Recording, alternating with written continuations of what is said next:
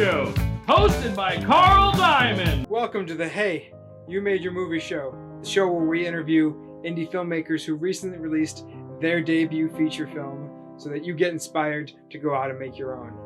I'm Carl Diamond, and today, well, we're in outer space. I don't know how we got here, but we did. But it's kind of good we did, though, because, well, it has to do with the theme of today's movie, which is, well, outer space. Space, the great beyond, the final frontier. Is there life out there? And this movie asks that question. I had the great opportunity to speak with a pair of filmmakers from the UK by the name of Elliot and Zander Weaver, who just released their debut feature film, Cosmos. I really had a great time talking to Elliot and Zander. They had so much to say. They were real characters. They were really fun to talk to. They had a lot of really good advice on whether or not to go to film school, what you can do to finance your movies, some alternative ways of financing your film that honestly I've never heard before, which I thought was really cool. So, without further ado, here is the trailer for Elliot and Zander Weaver's Cosmos.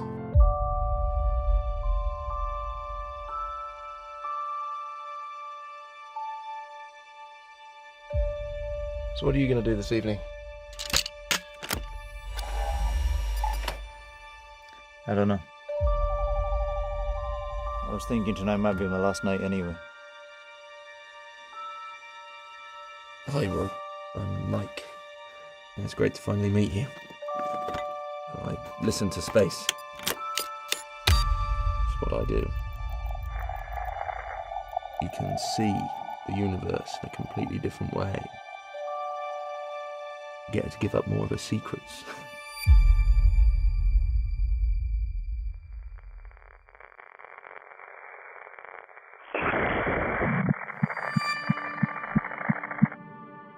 What's going on?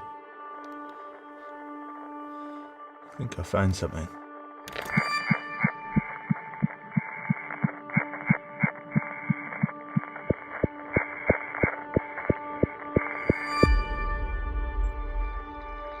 It's on a very thin frequency. It's like nothing I've ever seen. Mike, what is this? Dave, it's Mike Webster. We got a target signal here. Stand by. We're not hearing anything yet. What, then scan the band? Look, Mike, I've checked. There's nothing. Are we the only ones getting this? I don't see how that's possible. We can't ignore this. We got to stay with it. Okay, guys, separate the antennas and spread out.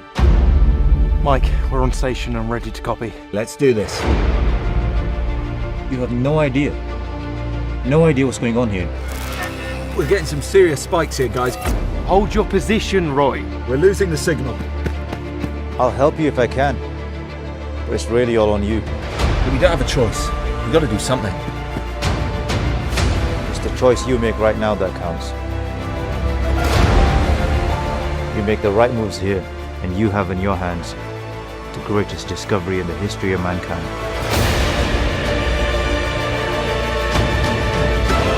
Hold on! Hold on! Oh, right! Run, Mike, run!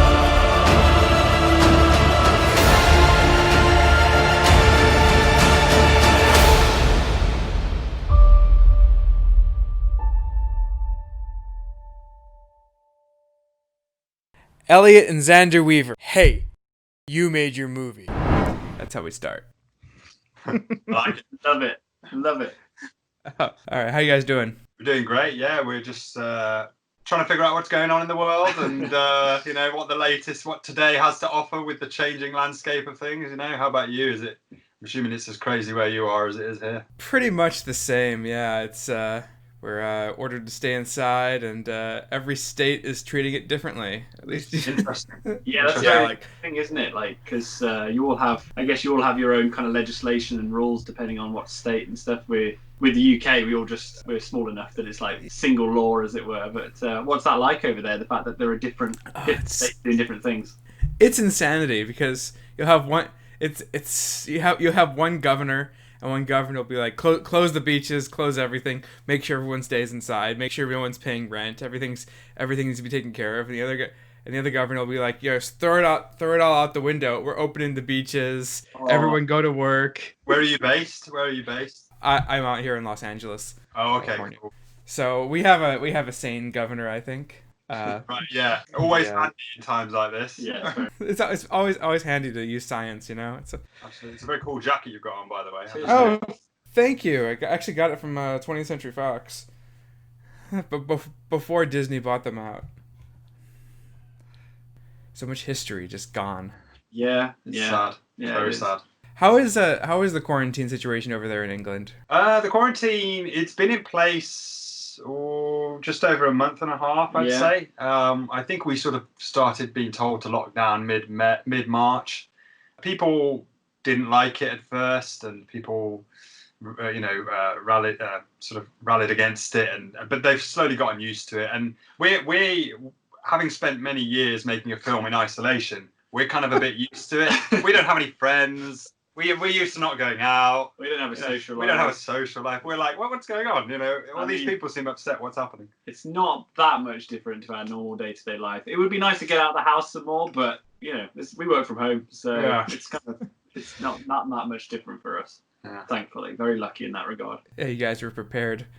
Yes, and then we spent our whole life preparing. We're loners, so we're good for it. You know, We've been training for this our whole life. bring it on. And are you staying productive? Yeah, we're working hard. We're sort of we've actually seen a rise in people watching Cosmos, and I think it coincides. Yeah, it's quite. We're quite excited, really. It's sort of one of those weird upsides. Obviously, it's a very sad time for people, but I think people are running out of all the good stuff to watch, and then they go, watch this Cosmos thing. Oh, okay. You sometimes get some really interesting kind of like backhanded compliments, don't you? Where people go like, I had nothing to do today, so I watched your movie and I loved it. And you're like, I think that's a compliment. Thank you. I think that's a compliment. Thank you, I think. But it is really cool actually that people are finding the movie, and a lot of people are saying it's kind of offering some warmth and a feel-good factor that they needed during this period. So that's really nice to hear. But yeah, we're staying productive. We're kind of developing new story ideas and new pitches and things like that. And the goal is to either wait until the world opens back up or try to see if we could kind of put something in place that we could do within the limitations of lockdown, really. So maybe as the world begins to open back up a little bit, but it's still restricted, there might be enough leeway to produce something small scale in that time. But we'll see. Who knows? Like, I think it's all change on the filmmaker front at the moment. Oh yeah, it's crazy. Are theaters shut down by you guys too? Yeah. Yes. Yeah. Oh, it's insane. It's insane. I never thought I'd see the day. I know. Have you heard about the Universal Theatre battle? Oh yeah, AMC and Regal. Yeah. That's all over here as well, because they own. I think AMC owns Odeon, I think. So yeah, it's all happening here as well. Cineworld as well in the UK. I don't know if you have Cineworld out there, but it's a massive chain. And today they announced that they are kind of pairing up with AMC and everything to just be like, no, we're not. I think Cineworld might be owned by Regal. Really? I think they're doing that in the States. But gosh, yeah. Interesting. Certainly interesting. Yeah. But I read a lovely article the other day about the value of that cinema experience and going to the theatre to watch a movie, and actually what it means, and how there's like this very visceral, it's a very visceral experience. Even if you're in a room and you're a room full of strangers, obviously you still get to look across to your mate and go like, this is great, in awe when something amazing's happened, or laugh a little bit when it's not particularly good. But just the whole experience is such a pleasurable visceral thing. The smell of the popcorn and the sounds and everything, it's you do take it for granted, and it's a shame that we're missing that. But one day, let's hope it'll be back. Fingers crossed, man. I definitely feel the same about theaters. I just want to go back to them. But so one thing people are saying is that, well, at least one thing the last filmmaker I interviewed said is that a lot of scripts are not going to be worth a lot after the quarantine, because they're not acknowledging that we're all locked up for months. Right. So are you guys going back to old scripts and saying, okay, how can we rework this post quarantine at all? A little bit. I mean, we're trying to predict, which is obviously impossible, really. But what the filmmaking landscape will be like after this quarantine. Will we be able to be together in big groups? Will we be able to, hire gear? And how will I read an article not long ago, and it was like, how will crews be able to share gear? How will a lighting, how will a spark be able to go to the truck and give someone a cable, and that, so there's all this stuff. So we're looking at some of the ideas we've got to see if we can make them in really, really small units of people. But as far as our ideas are concerned, just seeing if we can make some interesting films that are about people, really. That's our main... We're trying to cover the bases, really. So we've got kind of bigger ideas that fall in line with our original goal. We were planning to get out to Los Angeles late spring to start pitching to producers and studios and things like that. And we're still talking to people over there, and we're having kind of calls with people. But, we might be in a place where we can't fly out to America for many months. Borders might be closed and all that kind of thing. So, yeah, we are trying to think about the potential of movies, making something in the UK. We've proven that we can make something with very little. So we reckon we can drum up some support from investors and maybe get a budget in place for something a bit larger, but still quite contained and achievable in a lockdown setting. But I don't know. I mean, who knows where this is all going to be? Maybe it will end up throwing focus back onto like the power of stories rather than the scale of movies. But I mean, I love a big movie, so I want my blockbusters for sure. But it's quite an interesting moment for stories in general, where we have to strip back a bit and we have to find the value in those kind of those simpler days of just a good solid story rather than all the spectacle. Who knows? All right, let's dive into you two guys for a moment. Were you always in the UK? Yeah, we're from the middle of England, the second city, Birmingham, and we're brothers, and we grew up here, and we still live around Birmingham, and we work and make movies around here. If you've heard of the Peaky Blinders, yeah, that's Birmingham. That's set in Birmingham, old Birmingham. I love that show. So what was it like growing up there? Were any creatives in your family? Yeah, our parents were a huge influence on us. So our dad was a documentary cameraman. Oh, okay. He worked for the BBC and made some amazing documentaries with the BBC. And our mom was a makeup artist, a hair and makeup designer actually for the BBC. So we kind of grew up with, these two parents who were a reference for us, that if you wanted to do something creative as a career, be it in film or art or music or whatever, you can make it work. It's not... we grew up, we went through school, and some of the kids, some of our friends were a bit kind of dubious about following their passion as a career path. But we had this solid reference, and both our parents always just said, look, if you want to make movies, that's your call, and you can absolutely do it. Someone's going to do it someday. So, why not you? And the impact of that support and that belief is still continues to this day, really. We're still riding off everything that belief they gave us when we were younger. So yeah, very important to us. But we appreciate that not everybody gets that. A lot of people have skepticism in their family, and they have people who just think you're crazy and you're going to end up living on the street because you want to make movies or something. But we were lucky to have parents who encouraged creativity and storytelling, which is wonderful. You're the first guys who answered that question that way. No, not really. No, not a lot of not a lot of creatives in my family. No, actually, my parents were very against it. I get that a lot. Yeah. It's sad, really. I mean, it's understandable. That is great. Camera op and a makeup artist. Were they quick to introduce you to movies, or how did you find out about the whole? Yeah, so like most kids, we grew up watching movies. All the way back to some of my earliest memories of watching things like Dumbo and, the Winnie the Pooh movie and all this sort of stuff. So you kind of, as a kid, you're introduced to it anyway.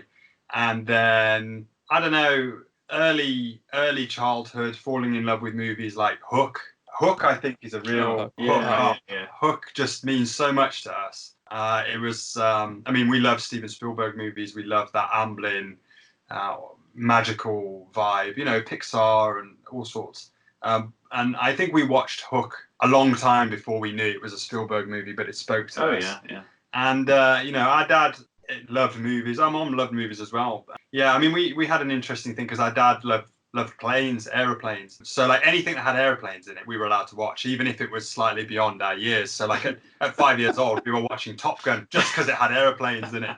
And then I remember watching Top Gun when I was about 16, just kind of, wow, there's a lot of like swearing in this. And there's sex and all sorts. But I just saw the planes. We loved movies growing up. And then when we were very young, probably about 5 or 6, we started sort of, obviously, but our dad being a cameraman, I remember we were out one day visiting a family friend, and he said, when we get home, do you want to make a film? And we were like, what do you mean? I don't know what that means.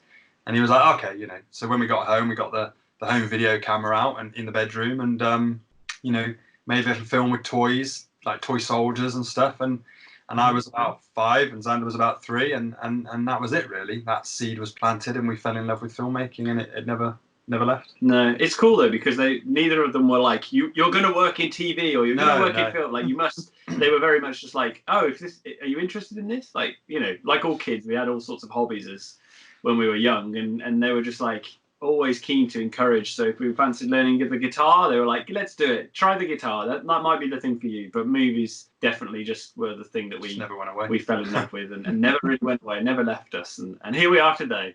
So for better or worse. Did you guys go to film school, or did your parents give you opportunities? What happened was we went to secondary school, we went to high school, and then the do we go to college, do we go to university thing came about. And both of us, by the time I was leaving high school at 18 in 2006, both our parents had basically stopped working in television as freelancers. And, so we didn't kind of get pushed in through a back door, kind of, oh, here you go, here's a job type thing. They were doing sort of different things by then.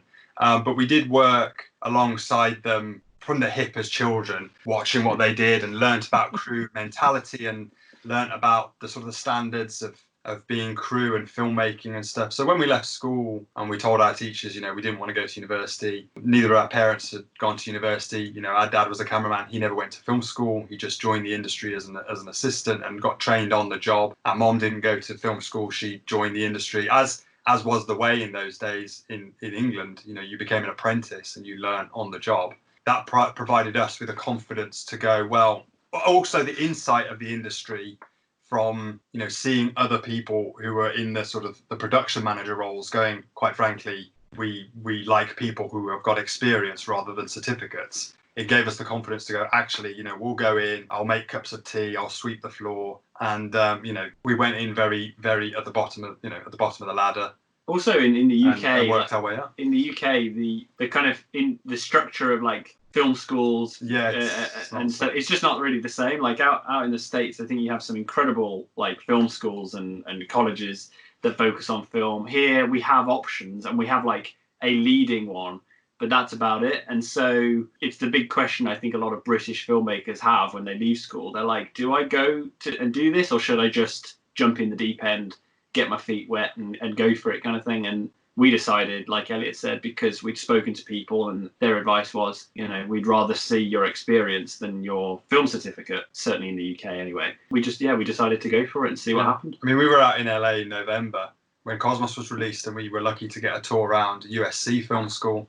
And we were like, holy cow, this place is insane, And there's nothing, to my knowledge, I might be wrong, but there's nothing like that in the UK. So it's a bit of an easier choice here to just sort of try and jump in and swim. Yeah, definitely. I mean, what a place. Well, that's good. Certainly cheaper. I'm sorry you guys are missing out on all the debt.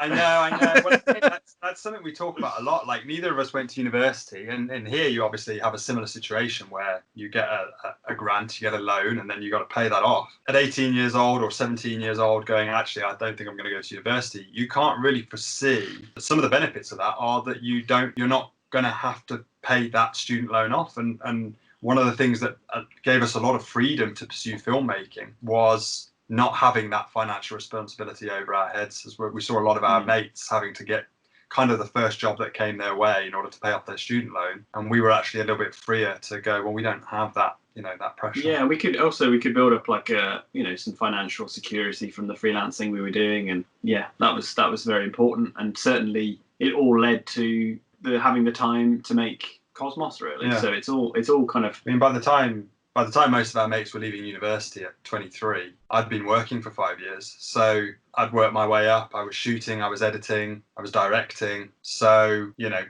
we didn't really ever look back and go, actually, that was a bad decision. We rolled our sleeves up and got to it. Although I'm sure we missed out on a lot of fun. We did. No and also, I think like the biggest thing that I've heard about film school is like the network and the friendships you make, that the collaborations and all that. Like, that's hugely valuable, and that's something we definitely missed out on, and would have been wonderful to kind of have that band of filmmakers around you, people who have the different expertise or whatever. It just that would be cool to have that network. So I was cruising around your IMDb. You two have a respectable background in documentary film, from what I can tell. Pretty strong interest in World War I and outer space. Am I right? That's correct, yeah. Can you elaborate on those interests? Yeah, absolutely. Actually, the very first short film we made was a World War One film about World War One poetry. We were studying it at school. We made a film called The Price of Freedom, which took sort of poetry and used it as dialogue, a bit like how a musical would use lyrics. And I think at that point, our interest in the First World War was born. And, you know, when the opportunity came up years later we made a series of documentaries for an exhibition about the war, that aligned really nicely for us. And our space interest again came from our dad, because he loved all things that flew. So planes and spaceships were sort of went hand in hand. So when it came time for us to start producing some documentaries on a subject that interested us, the space race was one of them. And it also coincides with our interest in sci-fi. So, you know, hence Cosmos is a sci-fi, and we love those genres together. Yeah, it was a great. It was an intense period of time. Interestingly, it came about because we were freelancing, and we were cutting and actually effectively directing documentaries for somebody else. We were being paid by a producer to do it, and they were then going on and selling them to TV and DVD and all this kind of stuff. We got to a point and we thought, like, well, we're doing a lot of the work here. You know, we're doing like probably 85% of the work. They're paying us to do that, but we don't see any of the profit from it. Why don't we just do it ourselves rather than doing it for somebody else? So it took a bit of a leap of faith. It was just self-funded. It was speculative. Yeah, those space documentaries were a moment where we broke away from kind of the reliance on other people, and we started to kind of become self-sufficient. And we made, over a period of about 4 years, we made 3 or 4 years. Yes, I think 3 years. 3 years, yeah. We made 9 hours of documentary content that was broadcast, you know, on TV channels around the world, on Discovery Channel, PBS, and things like that, which was crazy for us, right? Because we'd made them effectively in spare rooms in our house, you know, in our bedroom or something, you know, and we have a distributor. And I always remember going out, having a meeting with our distributor in London, and he said, if our buyers knew who'd made these documentaries and where they'd been made, they'd never pay for them, you know, because like it's such a kind of cottage industry kind of thing you've got going. But yeah, we always say to filmmakers, like whoever, when they ask and they say, well, how have you found the time to make Cosmos and all this stuff? We just say, like, make some documentaries, get them out on the market, and there'll be a residual income from them that is invaluable. It frees you up, it liberates you. We always say that, but not many filmmakers listen. I don't know why, but I think they're so busy and they've got so much on their plates that you know, it's hard sometimes to step away from paid work or the immediate kind of like goal, you know, that passion in that moment. I want to make this movie. I don't want to step away for a year or two to do something else. So maybe that's why. It's understandable. That's a very interesting approach to it. I don't think I've ever heard make documentaries first and then, you know, let the income come in.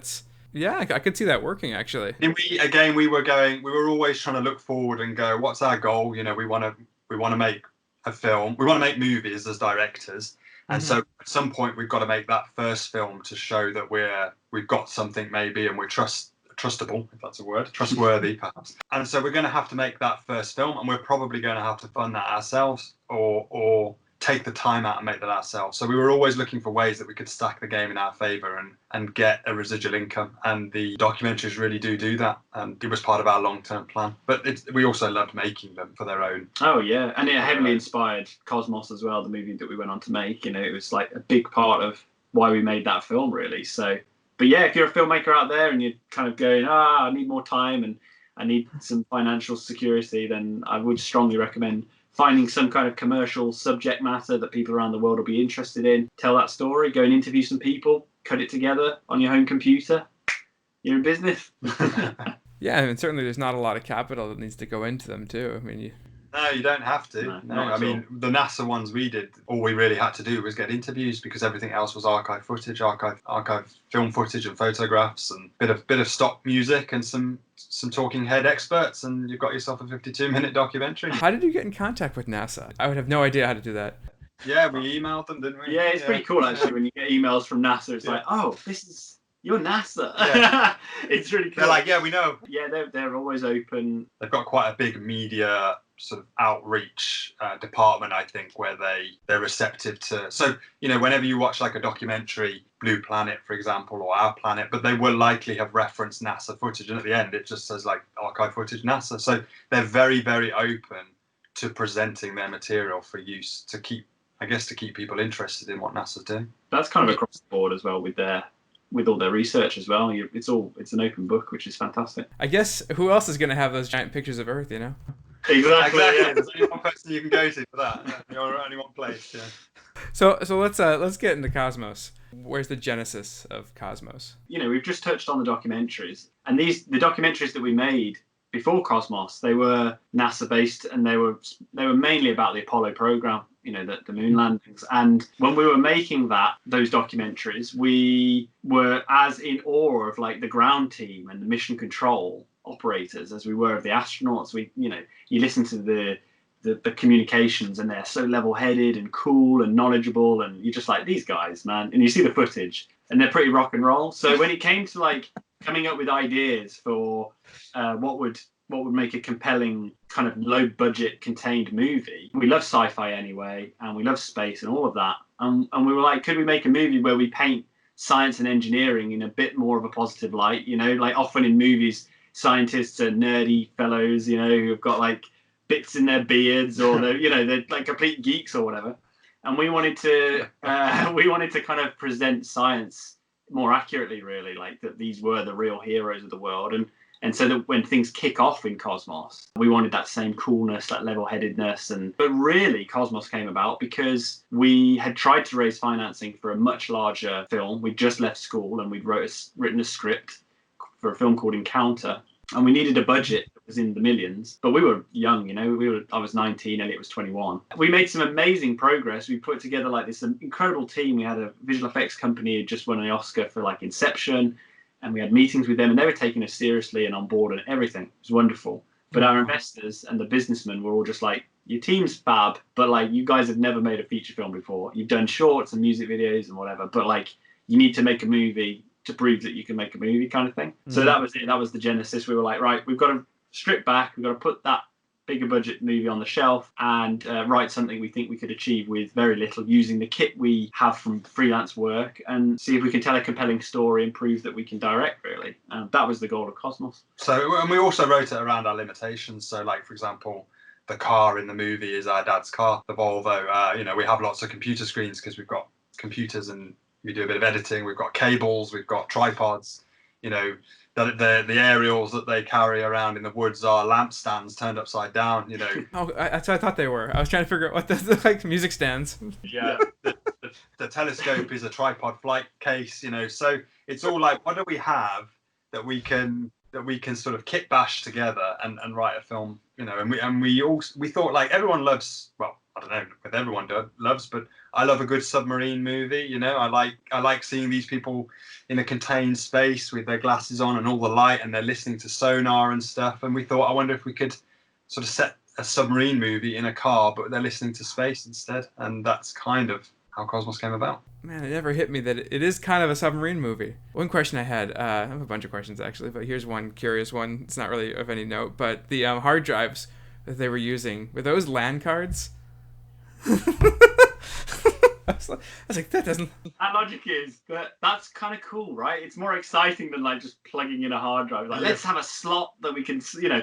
I mean, we're kids of like N64 era, you know. We like to stick a cartridge into a thing. It kind of feels quite epic to us. So yeah, LAN cards. We're also like, we're kids of the 90s as well. So we grew up on movies where not much made sense, but it was awesome. You know, and Cosmos is sort of, people come back to us and they go like, why have they done this? And we're like, because it's cool. Because it's a bit more interesting story, than plugging in, you know, your DC power cable into like a hard drive and waiting for it to spin up. Let's slot it in. A lot of it's for us, just getting a kick out of it. Yeah, there's plenty of stuff like that in the film. That great car chase at the end. We wanted to make something that's not ironic. It's not a satire, but we wanted it to be fun, and we wanted people to sit and have a smile on their face and be watching this going, this is so like awesome, but sort of oddly awesome. It's like you've got three blokes that have sat in a car all night, and now they're like bombing it down the hill, and then are not being chased. They're just, it's intense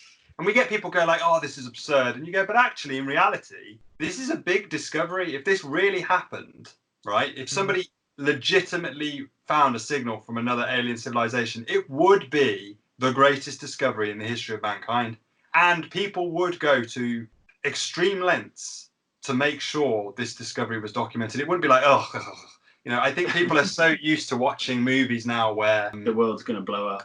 Yeah, like the stakes are so high, like New York's going to get flattened or something, that actually real world stakes sort of, people think you're overblowing it, but in reality, you know, this would be a big deal. So we wanted to sort of make these heroes of their own story. Kind of small scale. Mini blockbuster. Yeah. Really was the goal. You have all the little things of a blockbuster. The human touch, I feel like a lot of films miss the human touch, or they gloss over the human touch, but you guys went right for it. Thank you. Yeah, we I mean, that's what we love about blockbusters, like when they get that balance right, and you get character, and really ultimately the spectacle is not what it's about. When you watch a big movie that really works, like, you care about the characters. Our goal with Cosmos was just to go, well, look, we've got these limitations. We don't have $200 million to kind of do something crazy. It's going to be about the people. And I do hope that by the time people get to the end of the movie, they're not so bothered about the signal or anything, and really they just go like,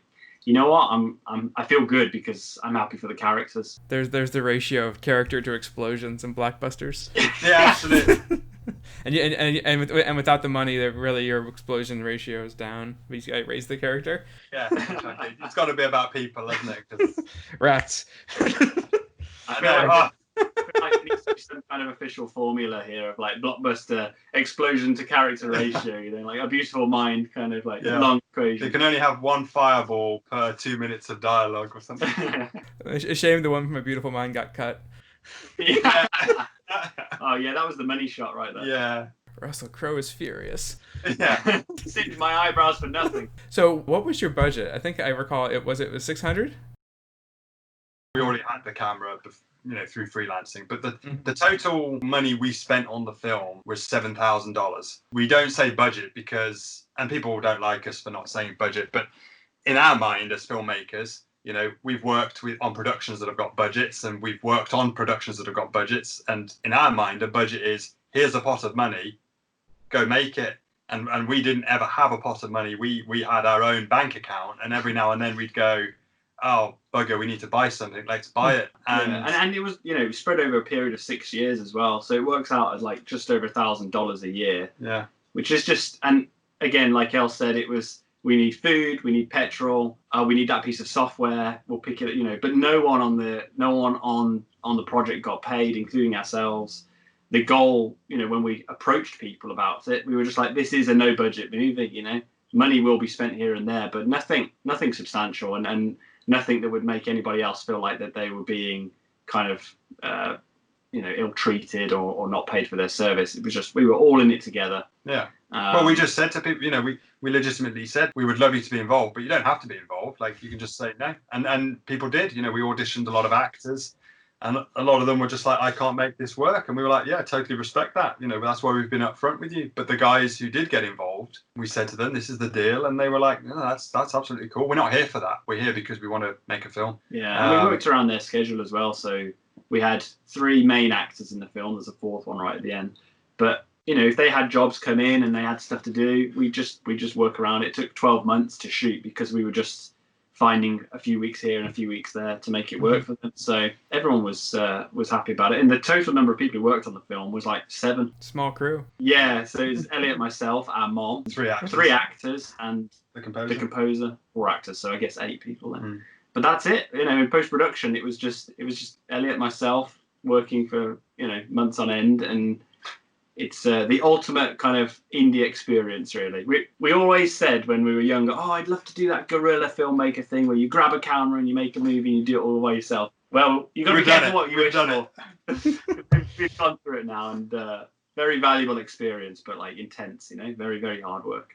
Yeah, it certainly is. What was the timeline for this film? When did you start, and when was it ready to be shown? We decided to make Cosmos in August 2013. Okay. Between September and December 2013, we wrote the script. So we wrote the script in about 3 months. And we spent 2014 doing pre-production and casting. We found our actors in 2014. And then we shot for 12 months over 2015 and 2016. 12 days in September 2015. And then we shot about 30 days in Jan 2016. And we finished in August. And then post-production was about 2.5 years. So that was a long time. And we finished the film in August 2018. So it was really from August 2013 to August 2018. And then we spent the next year securing distribution and getting ready for release. And it was released in November 2019. So from end to end, it was about 6 years. Oh, wow. Yeah. That's the longest production on the show. All right. So once you had that film, what was the marketing, the whole taking it to market experience like? It was interesting. I mean, it was new to us. We had experience doing it with the documentaries, so we knew sort of that you can pique interest, you can negotiate deals, and you can get a distributor and turn a profit. We went into that ourselves. We did a lot of research. We spoke to a lot of filmmakers. We made all our marketing material, like our trailer and our poster, and everything we needed to be able to pitch to a distributor. And we did that. And over a course of months, sort of spring of 2019, we put it out onto the marketplace. And we had tried to submit to film festivals to, get exposure and make those connections with sales agents and distributors, but we weren't successful in getting into any film festivals. So we had to go the route ourselves, which was fine. Again, we learned a lot from it. And ultimately, I think it sounds a bit bizarre, but I think it worked out for the better, because if you do that festival run properly, you're on there for a while, aren't you? You're doing that tour and you're trying to make use of it and build publicity and everything. And really for us, we made Cosmos as a bit of a calling card to say, look, we can direct and we can make a movie. And for both us and the actors, we just wanted to get it to market as quickly as possible. We wanted for people to see it.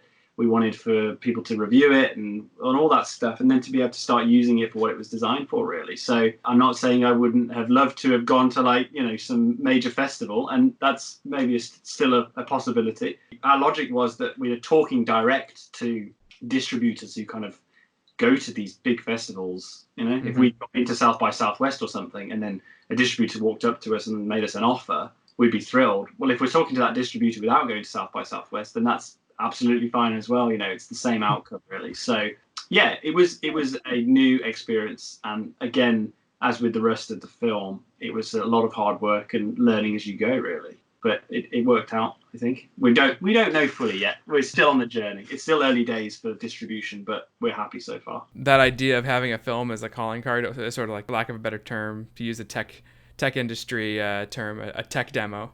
Yeah, exactly. What you can do. It's very valuable to filmmakers. I think a lot of filmmakers gloss over the fact that no one's going to take you seriously unless you have a feature under your belt. We found that actually, even in the few months since Cosmos was released, things have opened up quite a lot, sort of relatively to where we are. Like, we've been getting phone calls from people from Los Angeles, and we're talking to management and agents, and producers are phoning us up going, what are you doing next? So we're actually surprised how we're not even putting ourselves out there yet. That our plan was to come out to LA this spring and actually do that work, and it started to happen for us off the back of Cosmos. So we do encourage people when we cross paths with them, filmmakers. We go like, it is, people do view you in a slightly different way once you've got that feature under your belt, which is frustrating, because we look at ourselves as filmmakers and go, well, we are those filmmakers we were before we made Cosmos. We haven't changed anything. But yeah, I guess that sort of social proof is necessary.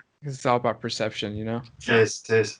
Yeah. Yeah, and I think it's a bit naive to think like, someone's going to trust you with a load of money just because you think you're good at what you can do. It's like, you got to prove. Everyone has to prove themselves in some regard. So I think having that calling card, that tech demo, is very, very useful for people. And filmmaking is so accessible now, and it's so democratized. There's just a sea of content out there, and I think we have to continue to find ways to pop our heads above the crowd. And I think, if you can make an indie feature, whatever scale, doesn't have to take you 6 years, but I think making an indie feature helps you just stick your head above the crowd a little bit. Oh, I'm over here, kind of thing. Yeah, it's the beauty of streaming, is you can take that feature and just put it on Amazon Prime. And I kind of love Amazon Prime. It's kind of like the digital representation of the old movie stores.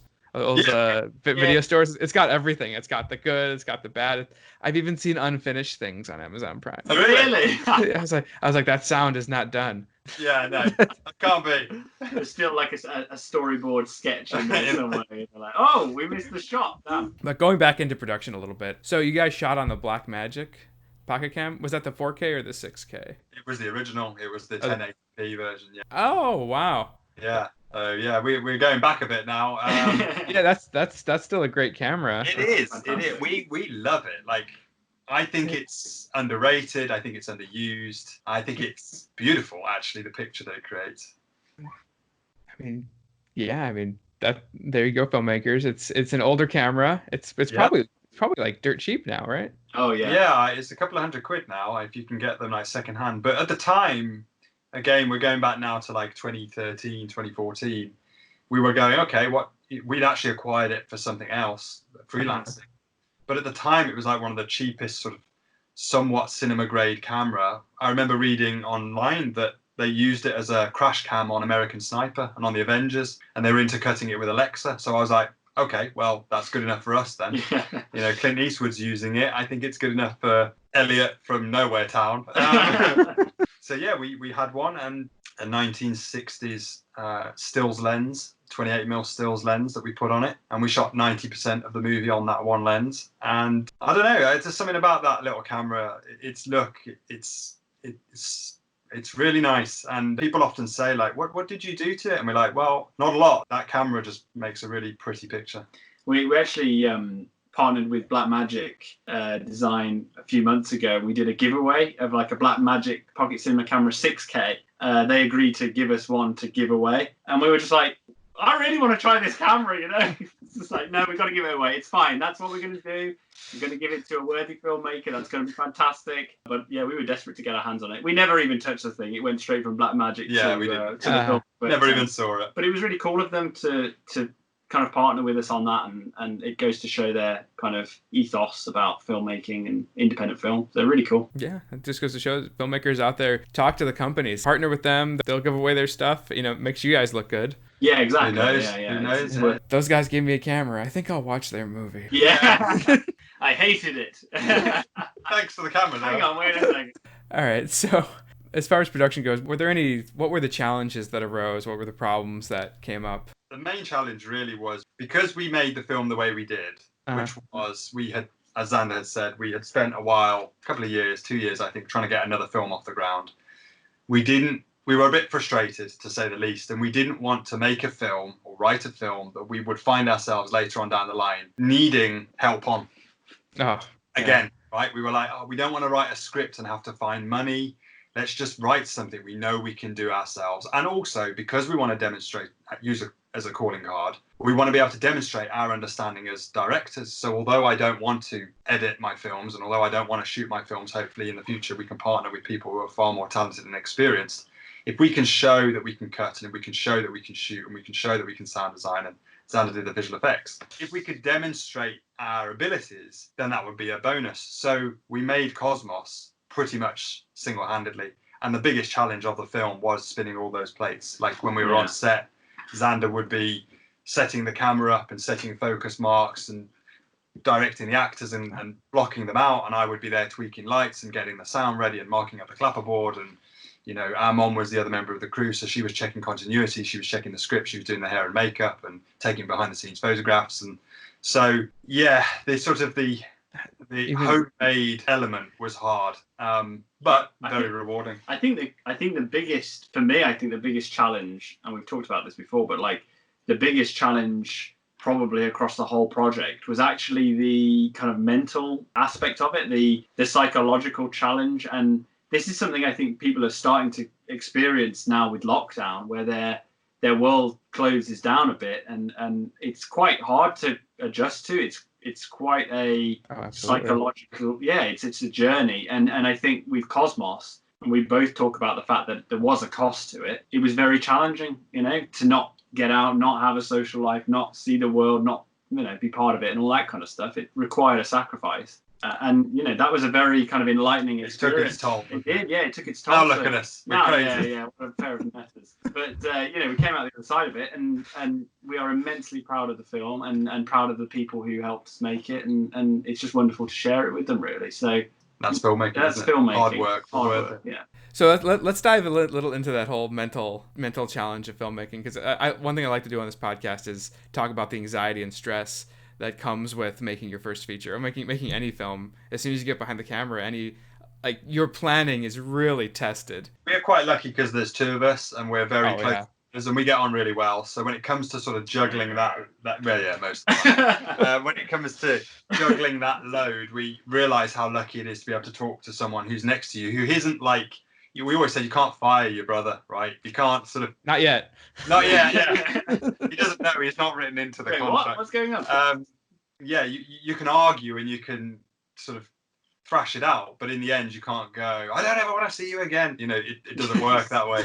So you have to figure it out. That bond and that closeness, and filmmaking has kept us close, and we've worked together, made that easier. But yeah, we often would talk to our actors, and we'd be like, on the day we'd be shooting, and we'd be going like, God, so sorry about this. And they'd be like, what are you talking about? We'd be going like, I'm sorry, it's like, it's all mad, it's all mad. And they'd be like, no, this is really chilled out. But and we just dawned on us that in our heads it was just like a million miles an hour, but outside everyone was just chilling and going. You see behind the scenes footage, and you're just like, oh, it's really calm. Like, it felt like my hair was on fire. Yeah, but I think the biggest thing, and it's nothing new, but like preparation is just, it's your safety net, really. And we storyboarded the entire film, so we did, we spent a good deal of time just sitting down with some music playing and just drawing out every frame of the movie, and that was invaluable because we knew we were going to have to spin all of these plates simultaneously. We didn't want to compromise on the kind of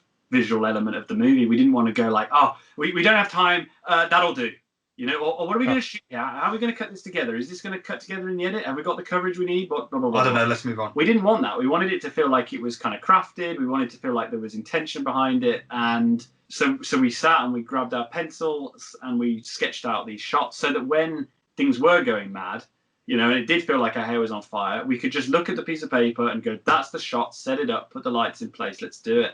And it also gives you that freedom as well, that if you have got what you need, you're free to kind of get other stuff, if things pop up and people go, how about this? Why don't we try this shot? You just go like, well, yeah, we're covered. So that's a great shot. Let's get it. That would probably be my biggest piece of advice for like reducing that anxiety load. If you can just look at a piece of paper and go, this is the shot, this is what we're doing, and for it to have a crew as well to be able to show, it's just absolutely. Like, one of us would have the script, one of us would have the storyboard, and we knew no matter what we could get out with what we needed to cut it together. I'd like to think we were capable of turning up, grabbing the camera and shooting the film, but like that well, it just, what's the point ultimately? Like, it depends on the style of movie that you're making. Some movies really benefit from like a fly on the wall kind of documentary, handheld thing, fluid, natural thing. But we were trying to make like a mini blockbuster, so I don't think I'm there yet. It's interesting because the majority of our filming experience as cameramen, which we freelanced as cameramen for a couple of years,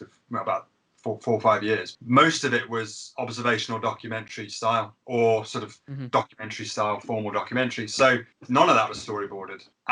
We cut our teeth filming things that couldn't be refilmed, they couldn't be reset. You'd be filming cars going around a racetrack, or you'd be filming helicopters landing, and you couldn't go, excuse me, can we do that again? Like, can that RAF helicopter take off again and land again? Like, no, it's done. So if you cut your teeth in documentaries filming, you really do learn to be like, am I ready? Because there won't be a second take on this. And I've also got to get a wide shot, some close-ups. I've got to get a cuttable coverage of this helicopter, and it's only going to land once. And with that confidence in ourselves as cameramen, again, we were very lucky to have our dad being a documentary cameraman and teaching us to look with our eyes and to be confident and to get the coverage you need before you move on and all this sort of stuff. Moving into shooting the film with a storyboard was like, we're covered here. Yeah. We've got this sorted, because even if this storyboard blows away, God help us, I reckon we can nail it. But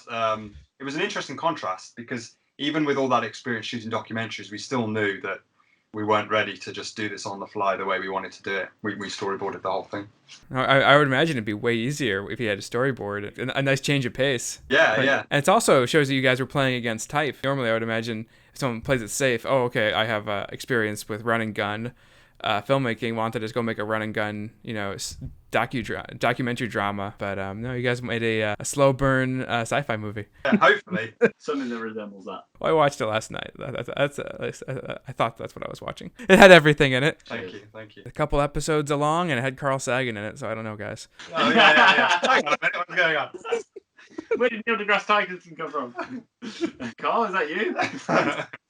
So let's moving away from your feature for a second. Addressing you guys as people who love movies, who like movies. Who are your favorite directors? Steven Spielberg.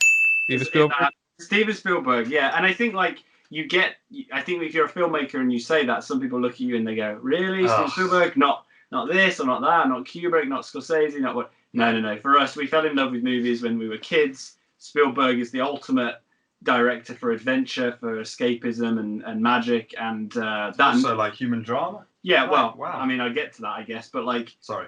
I mean, I've got a whole essay here. No, he made us fall in love with movies, and then as you grow up, you then discover his catalogue of films, and you then become aware of his technique and how he blocks his actors and his camera and everything. To us, it's just masterful. So Spielberg is an enormous influence on us, but we have also a wide range. I think like most people, from everyone from Tony Scott and Ridley Scott to Michael Bay even, and Chris Nolan, Peter Jackson, Lord of the Rings. Peter Jackson with Lord of the Rings. Yeah. It just, I think, I guess if you're a filmmaker, you just take inspiration. I read a comment not long ago about Cosmos, and they were like, "Oh, it reminds me of Armageddon," and I was like, "Is that an insult? I love Armageddon. Hey, Armageddon's great."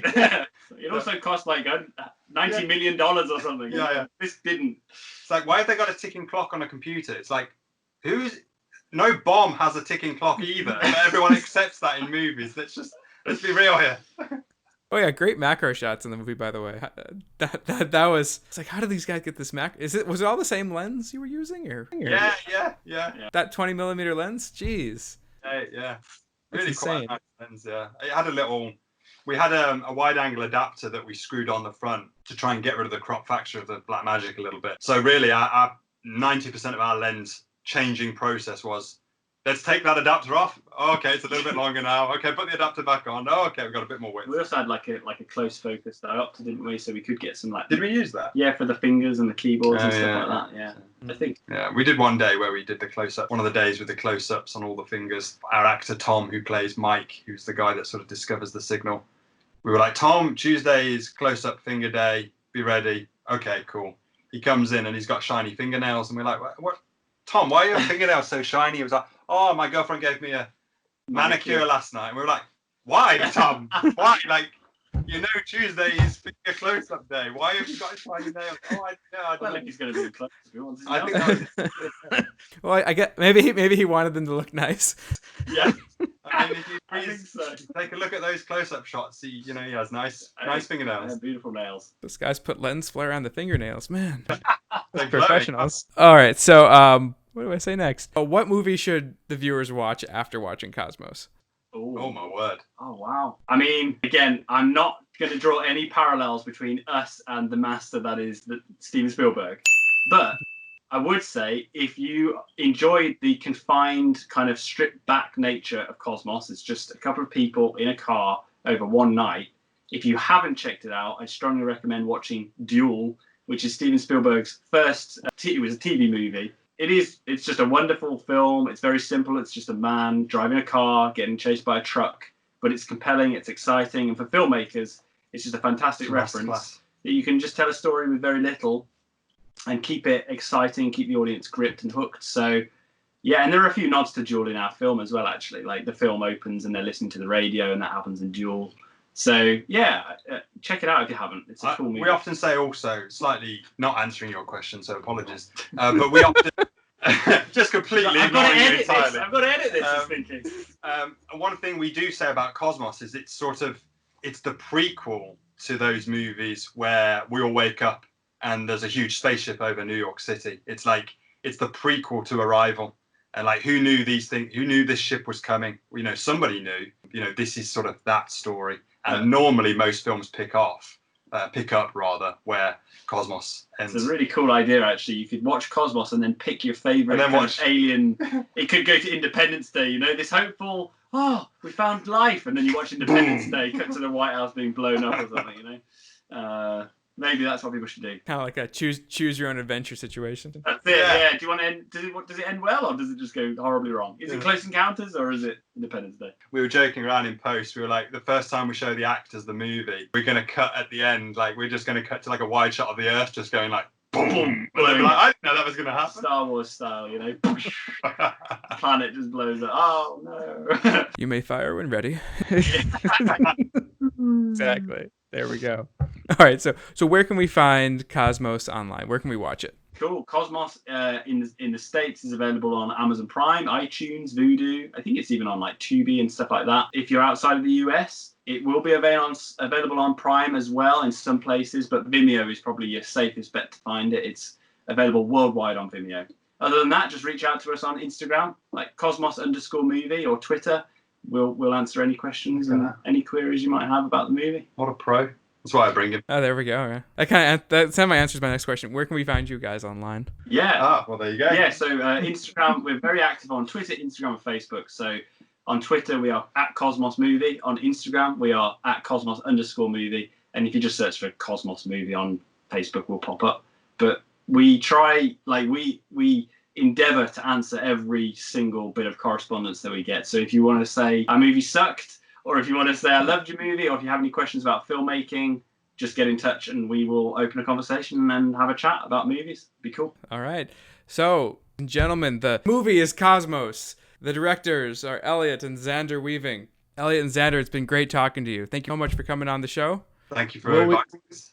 Will we see you next time for your next feature? Absolutely. Let's do it. Let's make it happen. See you in 6 years' time. All right. All right, gentlemen. It's been great talking to you. Thank you very much. Great. Thank you. It's been a pleasure. So that's my interview with Elliot and Zander Weaver. Pretty fun, huh? Those guys are some real characters. I don't think I've ever heard of any other filmmakers selling documentaries in order to finance their debut feature film. Also, they shot on a camera that you can go out and buy for less than $1,000. It's insane. And you saw how good it looked in the trailer. It just goes to show you don't need a really expensive camera to make your film, especially your first one. If you like what Elliot and Zander had to say, I put links below to their social media, as well as the social media for Cosmos, as well as links to check out the films they recommended. Have you hit that like and subscribe button yet? We only have 33 subscribers. That's insane. We had 61 views on the last episode. Not a lot, but we should have 61 subscribers. So go ahead and hit that like and subscribe button. It really helps us out. It helps indie filmmakers out. You want to support indie filmmakers like yourself, right? It's as easy as subscribing to this channel. Speaking of filmmakers, are you a filmmaker? Have you recently released your debut feature film? Has it got distro? Shoot me an email at heyyoumadeyourmovie@gmail.com and I'll check it out. Maybe even have you on the show. So for the Hey You Made Your Movie show, I'm Carl Diamond, and until next time, keep making movies, keep watching movies, keep writing scripts, keep networking, even in this crazy time. You can still network through LinkedIn and YouTube and Facebook and all social media ways. You can still make friends and connections. Go out and do it, because no one else is going to do it for you. And I can't wait to see all the films you're going to make, but first, you have to make them. I'll catch you next time. Oh look, Earth. Oh no, gravity! Ah!